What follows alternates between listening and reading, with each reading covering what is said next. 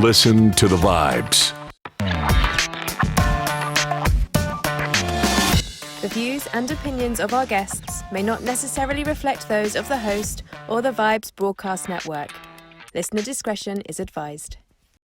Welcome, everyone, to another episode of Listen to the Vibes, and I'm very privileged to have Mr. Randy Wimer here. He is a drummer and a lyricist, and you were in the band Moo? Yeah. Sweet. I know, Jeff, you were talking about Blues in a Bottle back in high school. And the three of us in Moo were also transitioning through Blues in a Bottle. We all played together, Jeff. Larry Willie was our bass player in Moo and in the beginning. And then Merle wasn't there, just like Don the lead wasn't there for the Beefheart band. Right. So we needed that one extra person. Now, for those of you who are wondering, I had Jeff Cotton on. Jeff Cotton was a guitar player. He was in Moo. He was in Blues in a Bottle. He was with the Captain Beefheart Magic Band, and so Randy here has worked with Jeff, and I got to meet him through Jeff, and I wanted to have him on and just kind of talk about what he does and maybe bring some positivity to us. So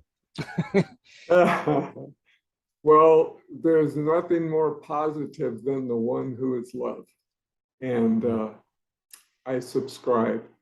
I'm a follower. Amen to that. Yeah, that was I think the connection that Jeff and I made is I'm a very spiritual person, big believer in God, and I think we need more of him today. Yes. So are you it's oh, go ahead, I'm sorry.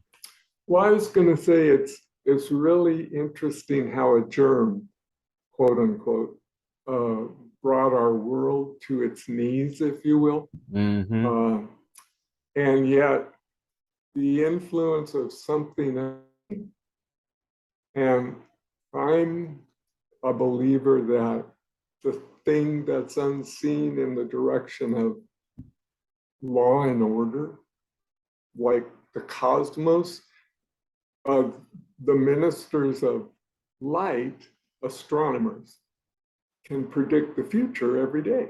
Sunrise, sunset, eclipses, lunar solstice. So the universe is in order. Now the world is not functioning under the same law, which is really evident. And so my question is, why? And it seems like all of us, especially as murkiness of these times, you're trying to find the truth or the narrative that seems to have evidence. It seems to be murkier in these days we're in, which is an interesting perspective, because we have so much going for us. We live in a world of creating. How many things have we touched, you and I, today, like a rock or a blade of grass or a leaf, that man didn't make? We've touched toothbrushes and combs and glasses and who knows what, that have been all created by somebody, developed and marketed, manifested into our lives. And yet we don't have room for pure creator than us. We have to be the be all end all, maybe? Is that what we think we are? Well, it's funny that you bring that up, because one of the things that I've contemplated on was, I've been thinking about, was that we used to live to serve others. That's the way I was raised. You helped your neighbor. Like when here in Texas, especially along the Gulf Coast, you have a hurricane come through and you've got limbs and trees and everything else down. And I remember all the neighbors getting together and helping each other to clear their Yeah. property. And we just was always doing for others. And this seems the narrative you get in media and social media, everybody wants to focus on themselves. Mhm. Of course it's important to love yourself, but I think it's just as important to be there for other people. You know what I mean? Yes. Yes, I do. And I think our foundation for that is our family.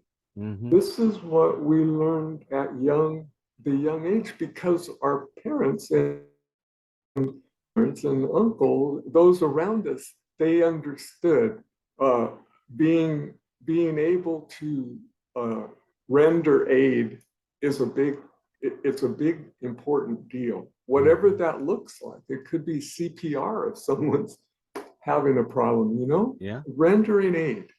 And family is that love bond that you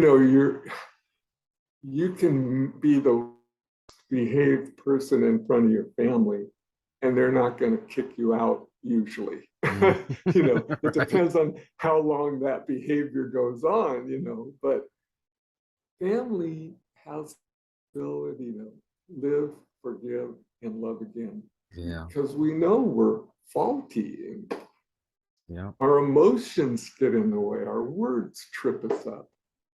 But yet, why is it that we have lost America as a family or the world as a family? Because it seems to me in America, we have rights that we were born with, the Constitution. Other parts of the world, they don't have such a clear, spelled out delineation of their law and order. Mm-hmm. And so it's easy to see here, they're going through the same thing we are. And we're all in different places in the whole world. So something going on a scale bigger than America, bigger than these other nations, and identifying what it is becoming, to me, the veil is becoming thinner as Yes. you're looking for the spirit behind the manifestation in front of you, whatever it is, whether it's Yes. an argument or somebody's opinion.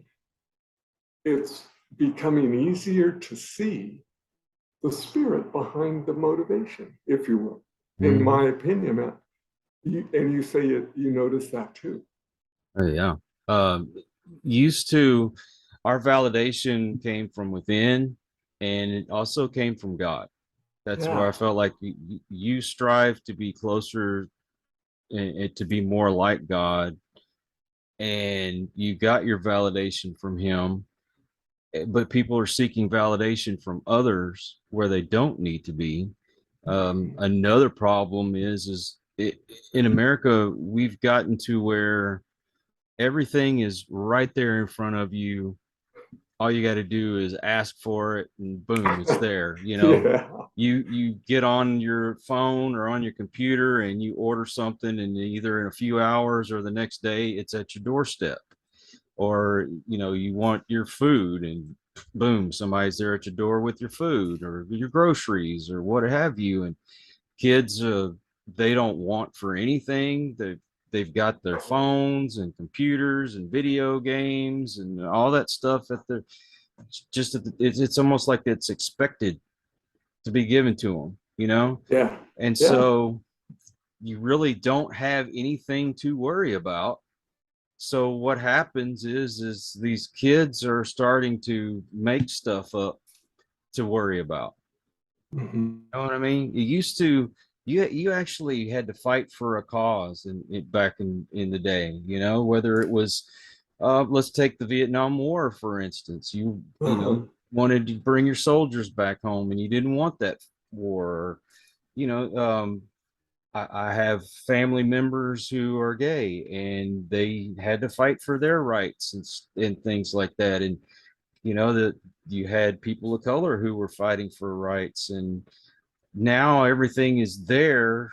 It's like they're looking for another conflict, if that makes sense.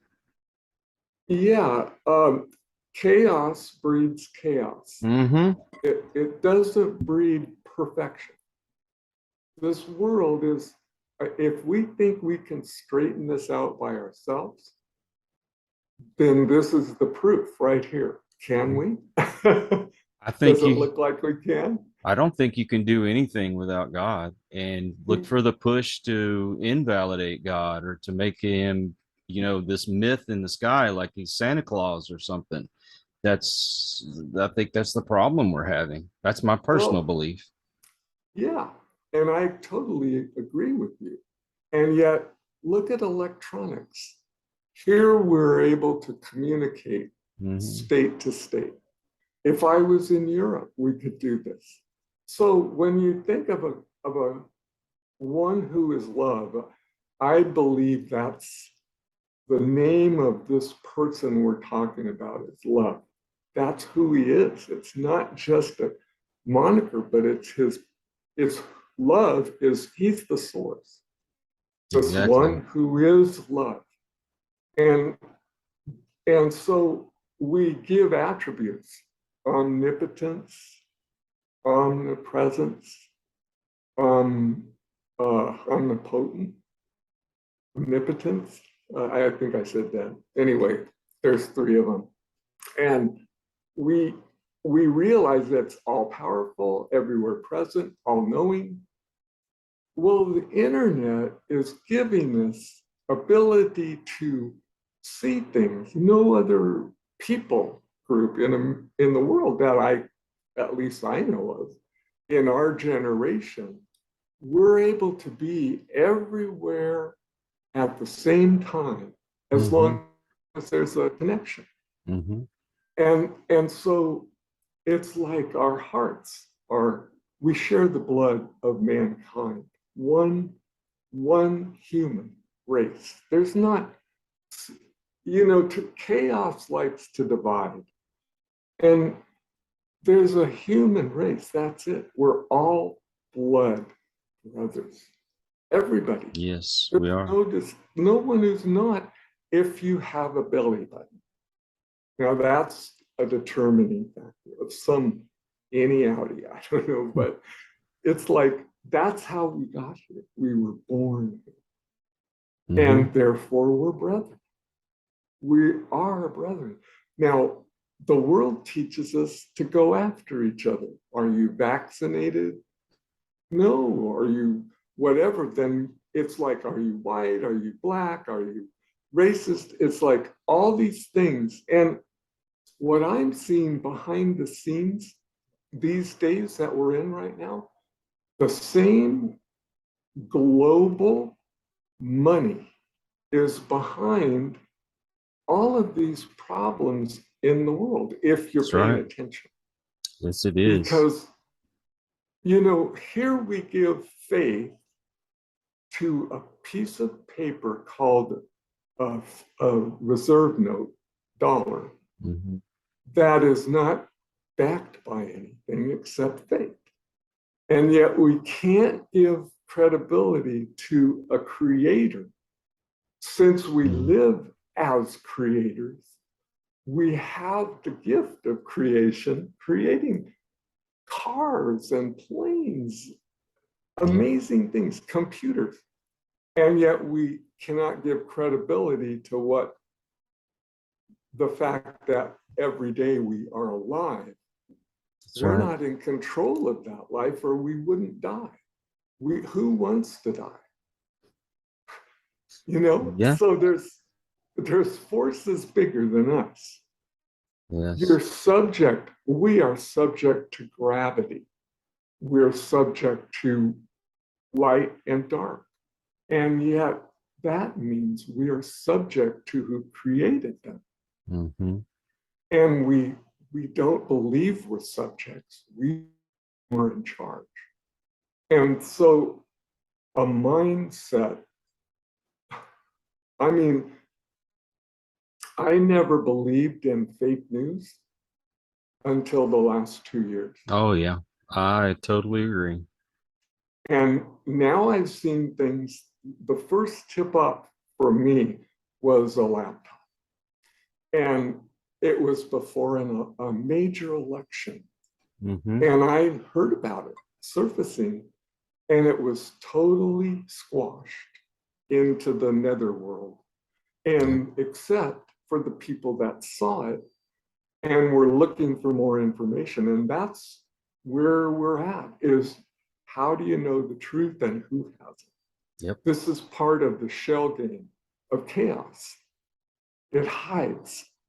And the thing about looking for the source of our life, like we were talking about, where we don't really want to die, we want to keep going, but realizing it's not under our control. There's bigger energy here than ours. Why can't that be a simple fact? And now we are desirous to have an experiential knowledge, a relationship with this love that permeates anybody who wants it. You can get married, you can have children, you look into the eyes of your grandkids, and love just flows on its own. It's not, you don't conjure it up. That's right. But how do you cultivate it? That's what we're talking about. Yeah. The peace that passes understanding. Well, How does it get cultivated? when you think of God, you think of love, and it's unconditional. It's, I mean, it's just like with your family, it's given freely. You love your family. Yeah. And I think and forgive me if I'm wrong, but it seems the powers of they know that you're not going to get rid of love, but they can bastardize it by making it conditional. You know what I mean? So Yeah, I do. you either do what I say or I don't love you anymore. That's the Mhm. way the world is. Yeah. And it's basically control. Mm-hmm. That a person who wields their tongue in that way is looking to control you. That's all. Simple. And they'll use bad words or bad concepts. It's, Mm-hmm. you know, we really don't know how strong a force television is, because the vision it gives us. Have you been to a Marvel movie and you sit there in unreality, but it's real, it's on the screen right in front of you? Yeah. Well, look at That's all the action bigger. movies. Yeah. And the computer graphics marvel me. Just, Mm-hmm. they're amazing what they can do on the screen that makes you believe you're in that world. And Yes. that's where we are as, I mean, the media is supported by big media, Mm-hmm. big companies. Yeah, look at the whole thing that Facebook is trying to do with this virtual world they want you to live in. I refuse to be a part of it, to be honest with you. Yeah, I have no desire. well, in a way, we're already there through Mm. society if we listen to the media. If we listen to, I mean, there are issues in education that Mm-hmm. are they're just not against, they're against my nature. They're against what I believe a child should be learning: reading, writing, arithmetic. The Amen. families, the family who puts their values in their children, not the government. What value does government have? It's against us. That's right. I That's right. mean, the government of the people, by the people, and for the people, in my opinion, has been overthrown, You has vanished. do you remember on our report cards we used to get a grade for citizenship? Yeah. Why don't they teach that anymore? Yeah. You treat the others like you want to be treated.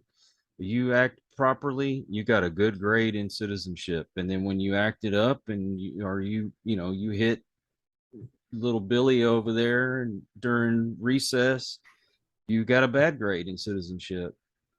I don't see why we shouldn't still be teaching that.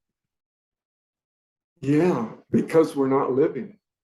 Mm-hmm. There's a Hebrew word, tzedakah, and uh, it means justice, but it also means right doing. So if the same word is both sides of the coin, then without justice, you can't have it without right doing. That's right. Without right doing, you can't have it without justice. And so when I say in my heart, there's no justice in America that I see evil. Well, let's not use a emotionally charged word. I see things that don't help our people. That's right. Don't help us move forward. Manifesting through the government and leadership. I see things manifesting that hurt our people, like closing off businesses for a year or more when though it's turning out that this is all a pile of confusion that we're left with. Yes, it is. And a lot of people are hurting because of these days we're in. Yes. But it's like, where's the help coming from for us?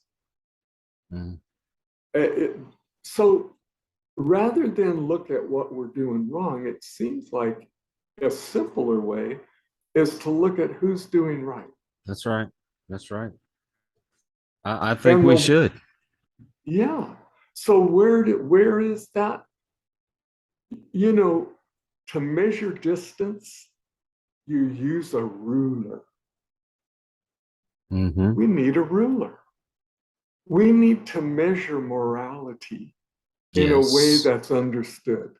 Yes. San Francisco, last count I heard 17 Walgreens because they have this stupid morality where you can go into a store as long as you don't steal more than $950, you can walk out with it. That's ridiculous. So there's a lot of stores, they can't handle that kind of theft. But why do we put up with that? Why have we trained people to go there? It's a reverse evangelism, if I can use that word. Right. Because we're actually teaching people it's okay to be like this, or else where's the opportunity that they see anything different? I mean, we've got our problems, homelessness and all kinds of things. It's the ones who have the right spirit that are going to do the right thing. Yeah. And right, I mean, this justice and doing the right thing, if we don't know what the right thing is to do, how can we do it? That's right. To me, that comes from morality, which means has to come from something who invented it, rather than I'm trying to follow it. The one that actually invented gravity, the one that invented language, and we're all together in this. It's not one over the other. It's together. We're together. But if we don't believe we are, then we're not. We've definitely made mistakes throughout the years. There's things that we need to get past, though. We should acknowledge we made mistakes, but we need to also acknowledge how far we've come and not go backwards. But then that's the problem. We are going backwards. I'm sorry that things happened to your ancestors when 200 years ago, Mhm. but they're not happening now. I dare say that I don't think there's a society that hasn't had some form of slavery in the past or Yeah, mistreated people. I mean, we've been a conquering people since the beginning of time. You want to expand your territory, you take over somebody else's territory. But I'm sorry that happened, but it happened. But it's not my fault. I didn't have anything to do with it. You yeah, know, I and I try to love everybody. yeah, So and it's that that element of let's, I mean, I'll identify some of the attributes of it: thievery, lies, deceit, deception. Um, America was started because people were fleeing persecution. mhm. Persecution is a big deal. Yep. And in the spirit of freedom in each heart, we know what that feels like in America more than other people that don't have what we had to start with when we were born into it. But we're starting to see the difference between being free and being coerced. Mhm. And persecution begins with, and and it continues. And so you've got people calling out people for this or that. And what we be, you know, you can't go the same pathway unless you're going the same direction. Mhm. And so the simple thing is, you choose one step. You can agree that that's the next step you should take. You take one step. You've just agreed to one step. And Mhm. now you look for the next step. And we've done this in a lot of ways in America. We have a lot of laws. And so we're just trying to find our stride of what it is that America stands for. And that's where people are taking sides. Yeah, Uh, that's another Everyone, problem is they're dividing us. yeah, that's right. And Because that's a strength to them because if you're divided, you can't stand together. it's come to the point where, well, you have your truth and I have my truth. And I'll only relate with the ones that agree with me. Mhm. And it's like, how is that helpful? It's not. Because everybody feels the heat, everybody feels the cold, everybody feels the pain, Mhm. everybody feels the joy. We share so much. Yes. Why not share the future as brethren, Mhm. as family? The That's right. world, I'm talking about the whole world, because they're getting trounced just like America in Yeah. so many ways, bigger Mhm. than us. The people that can do it, do it to us. You know, it takes me back to when I was a foreman for the water department. I had a guy that worked for me, and I would always say he couldn't take yes for an answer. So I'd say, "Yeah, you could do this." And he would still argue with me, and that's the way the world seems to be right now. You can't take yes for an answer. You got to find Yeah, something else to gripe about. And yeah. where's the compromise, too? You know? Well, it just seems to be, if you don't know the direction you're heading in, if you can't see what that looks like, how do you know when you get there? Mm-hmm. So, True. what is the picture America has of itself right now? Well, whose vision? Is it the television, the narration that they're every day telling believe? Um, I happen to believe that this world is simply been going through this whole situation, element-wise, spirit-wise, for as long as this world has been here. Oh, yeah. There's been this element of thievery or deception from the very beginning. And it's really evident that that spirit is here. I have locks on my doors. I have my phone locked. When, thievery is real. And why is it happening if people are brethren? So there's something amiss here. Yep. And looking through the chaos, reflected light is not source light.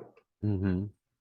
Reflected love is not pure love sometimes. Intimacy might not be, with one person, it might be with, who knows. But communication, oh, sorry. That's okay. Communication is intimacy. They even call it intercourse in the dictionary. And that's the thing. When you cut off communication between people, you can't sort things out, and that's kind of what's happened. Where they've made this proverbial line in the sand and say you can't cross it unless you want to fight. It's I don't get it. I'd never seen the division in my whole life. And I grew up in the 70s. I knew there was prejudice that went on in the 70s. Right. Yeah. But then I saw it dissipate as the years go by. And, I remember when being gay was like, you just didn't do that. And then all of a sudden it got to be more accepted. And that's fine. You do you. I have no problem with that. But for some reason, I'm seeing people that have been friends for 30 years, and because they have a different political belief, all of a sudden they're not friends anymore. Oh, yeah. I see that with family members. Yeah, over vaccination, for instance. Just that too. Little thing. That right there has split people up. Yep. The word censer. A censer in worship is an incense holder. But the context is it's involved in worship. Mm-hmm. The ceremony of, incense. Mm-hmm.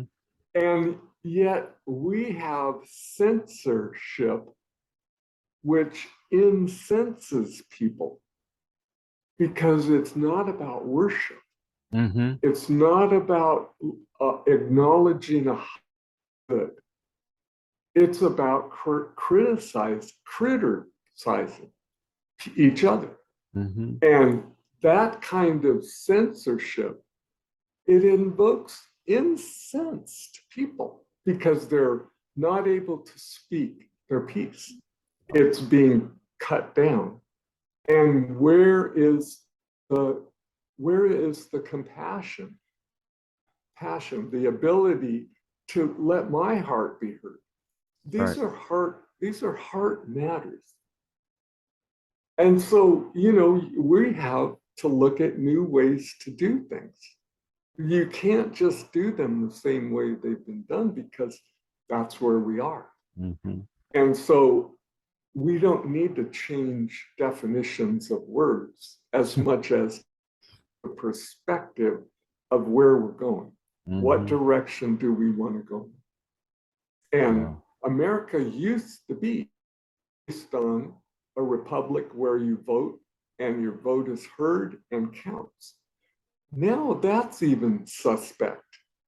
And so we have a lot of unraveling. The knots are really thick. Yeah. And so we need the yeses to happen, where we say, let's do this right.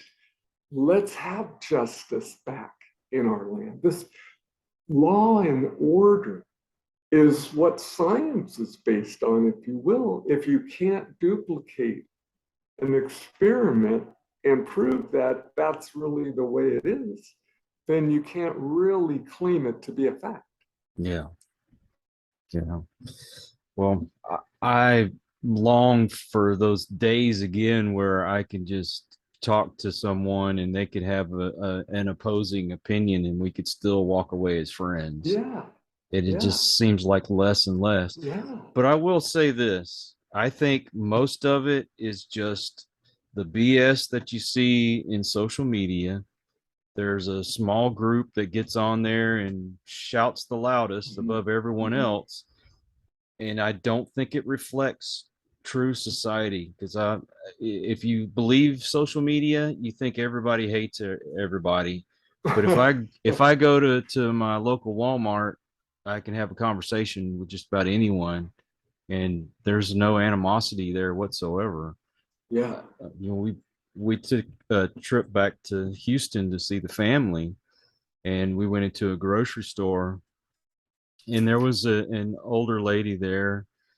I'd say she's probably about mid late 60s, possibly early 70s, and she was not the same color as me, which shouldn't matter, but for the sake of the story, it didn't it didn't matter at that point.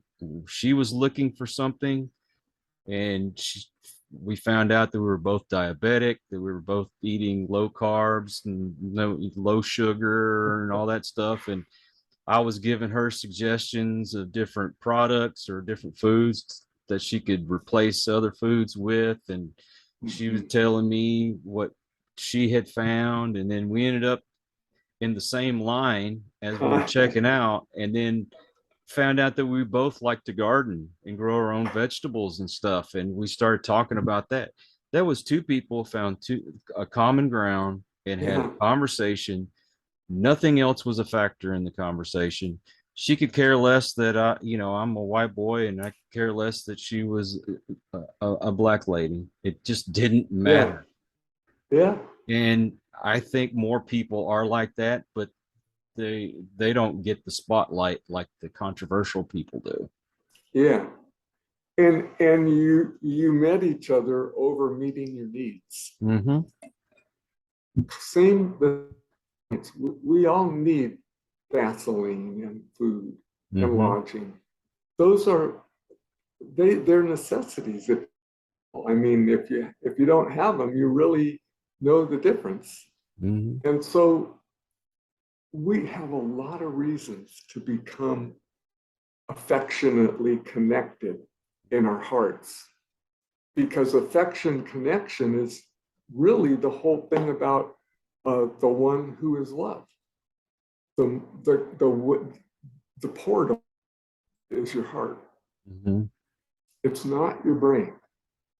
That's right. Because love has to be experienced, and the emotion of it doesn't come out of the brain. The kind of the conversation of it does, but our hearts are engaged in love.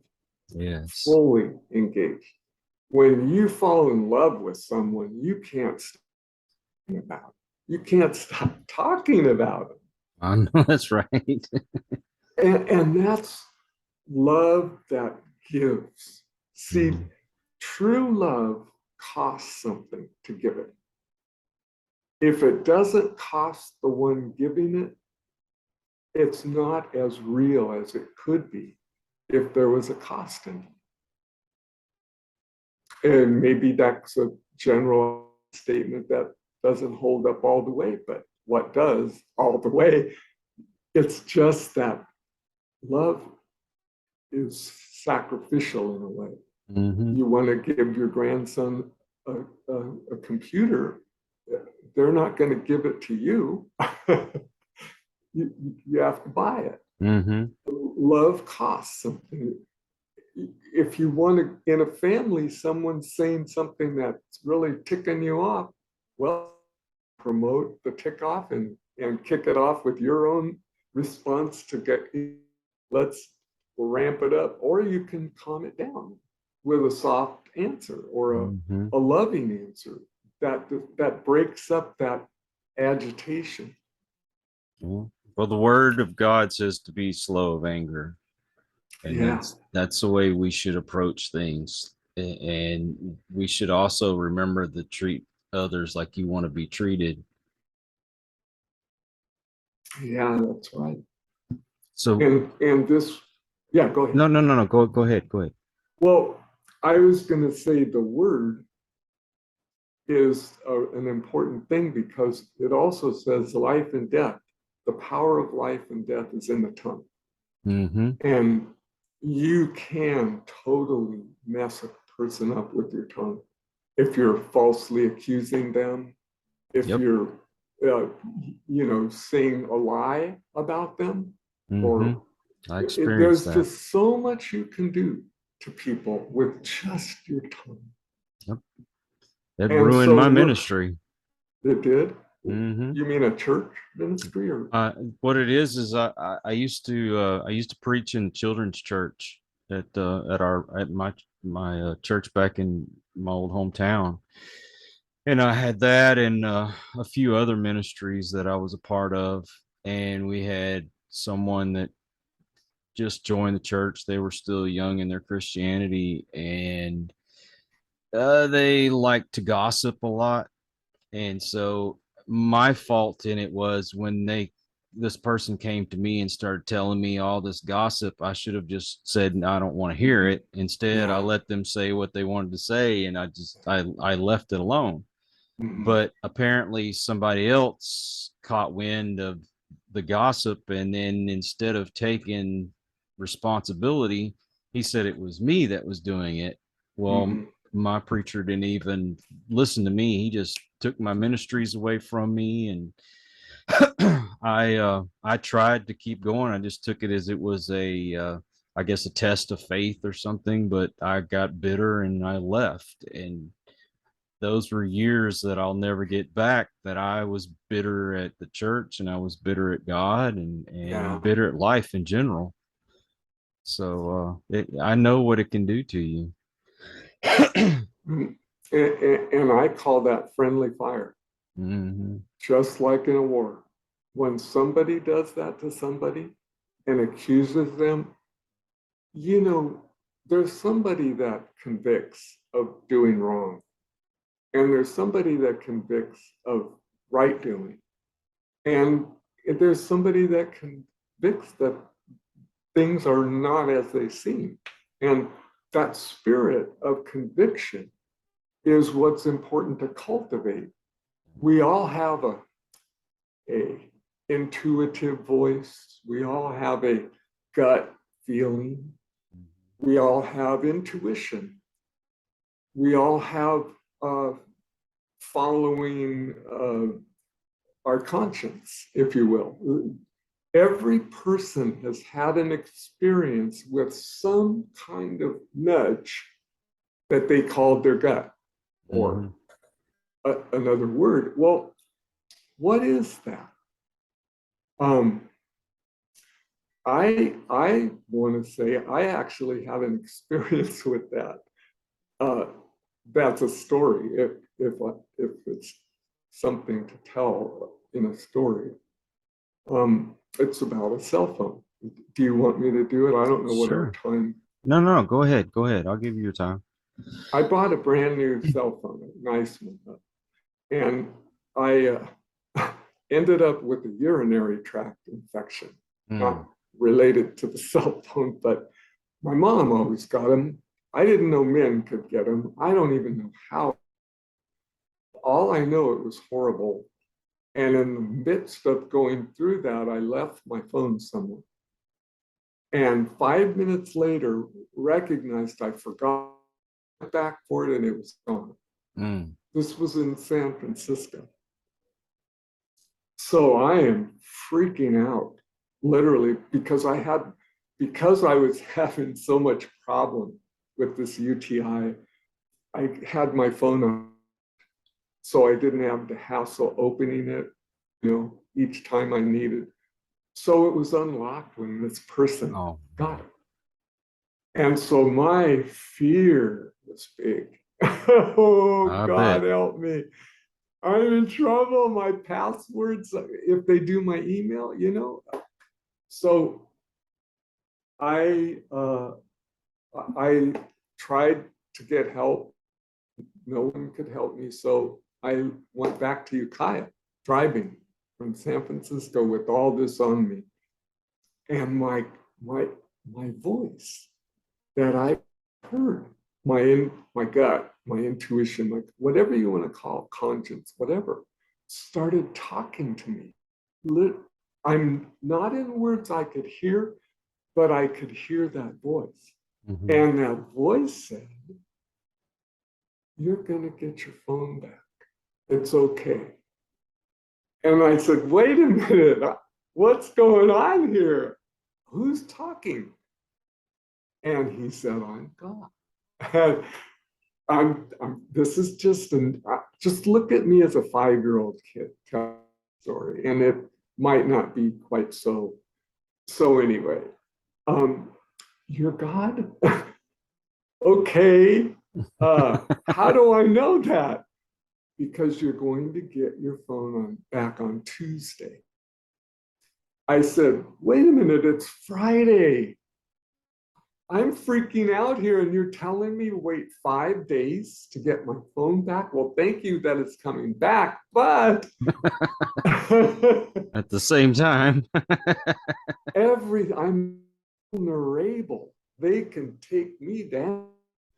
And he said, "It's on a journey, and it's actually performing some good things while it's gone." And I'm kind of like, okay, well, now it takes me, when there's no traffic, to get to San Francisco from Ukiah, Mhm. about 2 hours, 2.5 hours, depending on who I'm behind. So this journey I'm on was quicker. The quickest, it was under 2 hours Oh, with wow. major 5 o'clock traffic. And they're all going the same direction I am. And I made it to this appointment I had. And I could not believe I got there because I was so late looking for my phone, talking to the police. There was a campus security. And so I was hoping someone had turned it in. Anyway, so I'm driving to Ukiah, and he's telling me it's going to be Tuesday. And I said, "But I can't handle what?" And he said, "Don't yield to your fear. Every time you want to get worried, just think of my word to you. You're going to get your phone on Tuesday." So, okay. And the fact that I got to so soon, it was another interesting thing, Mhm. because I don't know how I got there so fast. Anyway, it's now Monday night, and I'm meeting some friends, and I have the urge to tell them the story, but I have to tell them I'm getting my phone back tomorrow. And so I'm going, "Oh, do I really want to stick my foot in my mouth or get on a limb and tell the story?" And then I realized, if you believe the story, then you need to tell the story Mhm. and believe it. He's already seen a few things. Oh, and I asked him about the person that had my phone. And he said, "He's funny. He cracks me up about the person that's telling me this," and starts telling me little things to tell him. So Tuesday morning, 10 o'clock, 11 o'clock, 12 o'clock, 1 o'clock, 3 o'clock, and I'm going, "God, oh, it's 3 o'clock." The phone rings 10 after 3. "Hello? Is this Randy Wimer?" "Yes." "Did you lose your phone in San Francisco?" "Yes." "My father wants to talk to you." Ah! It turns out San Francisco, the guy lives in my county at the beach, Oh, wow. Fort Bragg. It's an hour and a half or 2 hours from here. Mhm. And I'm talking to him, and he's telling me his nature. He's a He's a finders, keepers, losers, weepers kind of guy. But he said, for some reason, I can't sell your phone. So I want to give it back. And so I'm just going, thank you, thank you. So to make it short, you know, we get together the next day and he starts telling me stories that crack me up. He used to be a cab driver in New York. Now he's a deep sea diver or a south, you know, with suits on and helmets and Oh yeah.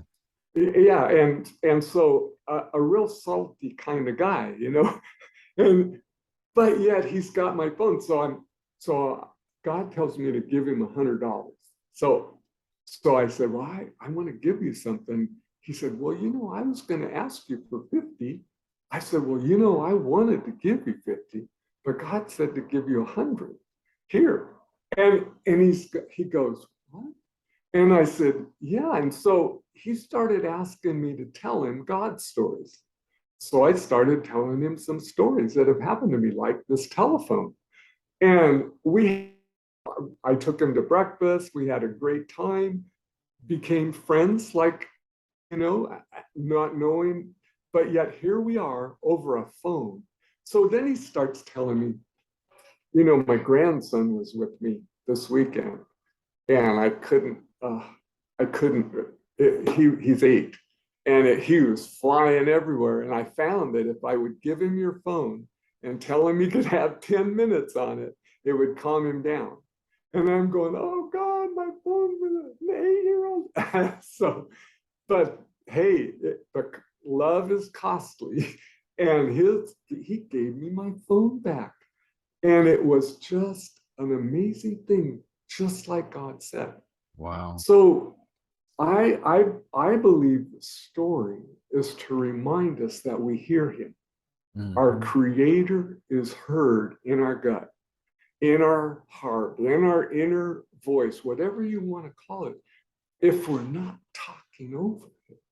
Mm-hmm. Because it's a still small voice, our intuition, Yeah. our gut. It doesn't, but it moves us nonetheless.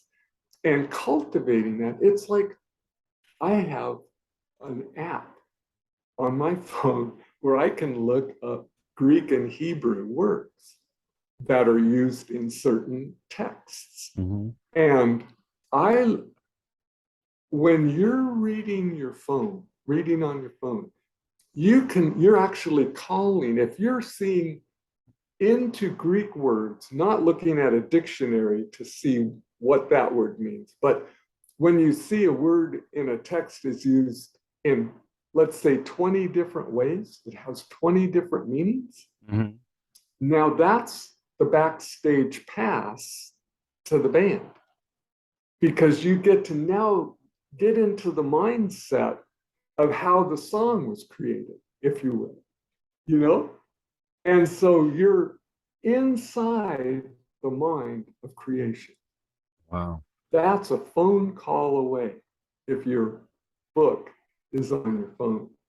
And the more that you spend time in with the band, hanging out with the creation of the song, universe, the one verse, it's just good stuff. Because you feel it's an experiential knowledge. Yeah. Speaking of music, Yeah, right. Were you a part of this new album that Jeff put out? Yeah, fortunately, Jeff and I wrote some of the songs, about, I don't know, 14 I was part of. Mm-hmm. And so, yeah, it's been, we go back to high school. Right. I was a freshman. So Jeff and I mean, another story of Jeff. When I met him, we were we had a down period in high school. So they would send you to the library, mm-hmm. a study thing in the library.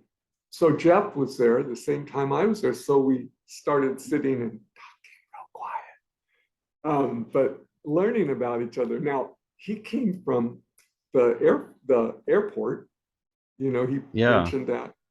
And I came from an Air Force base. I grew up at Edwards, the Oh, wow. flight test center.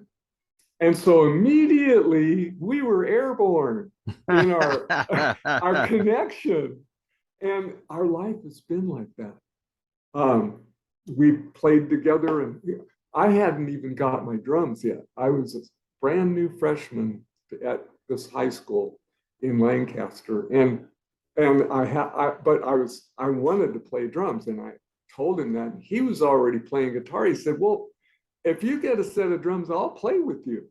And he didn't even, but we just knew there was this pact. So we started playing together in high school, different bands, and then the same band, Blues in a Bottle, that launched Beefheart's group, and it also launched Moo, because there were rotating people through Blues in a Bottle. Right.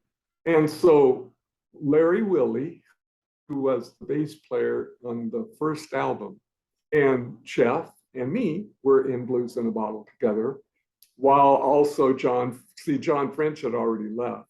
So we had that experience, and then we ended up playing together in Moo. And I did the 3 albums with Moo, and so Jeff, had a family and became family minded and walked out of the music business, and so did I.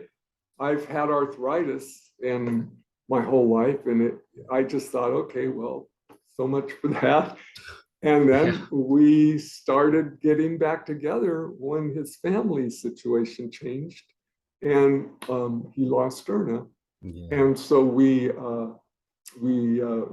I think they were married 43 years. So we started reconnecting, and the same soaring there. And so that we came together on Jeff's first album. So you're talking about the arthritis. For years, I've always joked, Fred Sanford used to say, "Oh, I can't because my arthritis is flaring up." Yeah. And so I would do that all the time. And now that I have arthritis, it's Oh, not as no. funny anymore. It's not a joke anymore. Well, the reason why I brought that up is the songs that you wrote together, was that part of spreading the spirituality and, bringing people together and bringing healing? Yeah. See, when we were in Moo, we had the same mindset. We knew that there was a lover behind everything. Actually love the person of love. And we knew that, but we look around and all all denominations and churches seem to friendly fire, and other religions across, they friendly fire. And it's like, we just wanted to know, where is it that people are experiencing the more. And so that's always been our heart. And so that was in Moo's songs, even though I wrote behind, I was in some of them, but never got credit for it. But this time we're starting out on a foundation that's been laid, that has roots that all the way to the order of the universe. And so the one who is love has given us a beautiful thing, because we're simply among you and other people that are stepping into the calling on their life in the sphere, that Hebrew Greek dictionary. Also, the word that is vapor, we're kind of associated with something that's here today and then gone, like vapor. When you look up the word vapor, it's the Greek word atmos. It means it's the root of atmosphere. So we carry our own atmosphere, what is generating within us. And so, we're excited about the fact that we're all together awakening out of whatever we've been under, this hallucination, this enchantment called death and taxes. It's definitely an enchantment. It doesn't belong here. And yet we've been groomed to take death and taxes as a reality. Yeah, no kidding. Well, one thing that seems to bring people together is music, and I think that's a wonderful tool to use to bring healing. We just have to be willing to receive it. So I'm praying that that y'all are successful with that. Thank you. We're excited. There's albums 2 and 3 are being worked on, and with Jeff, he doesn't slow down or stop. He's a music man. Well, yeah. I'm glad he is. I brought some joy. I call him the creative mystical strummer. And I'm a creative mystical drummer. We're still mystical. Well, I'm glad that y'all are continuing that work, and I wish nothing but the best for y'all. And I have to say, this has been quite a pleasure to have you on my show. It's an honor. Thank you, Kyle. I appreciated very much getting to talk to you. And I hope that I can consider you part of my circle. So yeah, oh yeah. I'm glad to hear that, because I'd like to say the same thing to you. Definitely. You got a friend here, and you're always welcome to come back. Always. Well, yeah. Another brother. There you go. And we're building our family by simply going in the same direction, with our hearts engaged with each other. And that's something that doesn't take a lot of intelligence to see how that's an important thing, to be real, with our hearts leading us in the same direction, the affection direction. Well, I wish nothing but the best for everyone. I want to see people be successful, and I'm trying to help people be successful by promoting them on the show. I want them to accept the fact that somebody's going to love you no matter what. So yeah, and Kyle, that is extending. The more you do this, the bigger that tsunami, that way it's a wave, but a tsunami, as it keeps generating more impetus behind it, more power. And we're all here together, developing this turn of events to where sanity can come back into our discussion, and we can take each other, really listen and talk and communicate. Right. And respect each other's opinions, even if we don't. They're important. Exactly. Well, I can't thank you enough for being on the show, and I do hope you will come back. I'd love to get all y'all together at some point. Yeah, that would be fun. Thank you, Kyle. That'd be a blast. Yeah, it would. Thank you. I want to thank everyone out there. If you are new to the channel, I appreciate you stopping by, and I hope you please subscribe. And for those of you who are regular, I appreciate your support. And until the next one, everyone, please take care. Be kind to one another. God bless, and peace. We hope you enjoyed this episode of Listen to the Vibes. You can catch us on Buzzsprout or wherever you listen to your favorite podcasts. And on YouTube. Follow us on Facebook at The Vibes Broadcast Network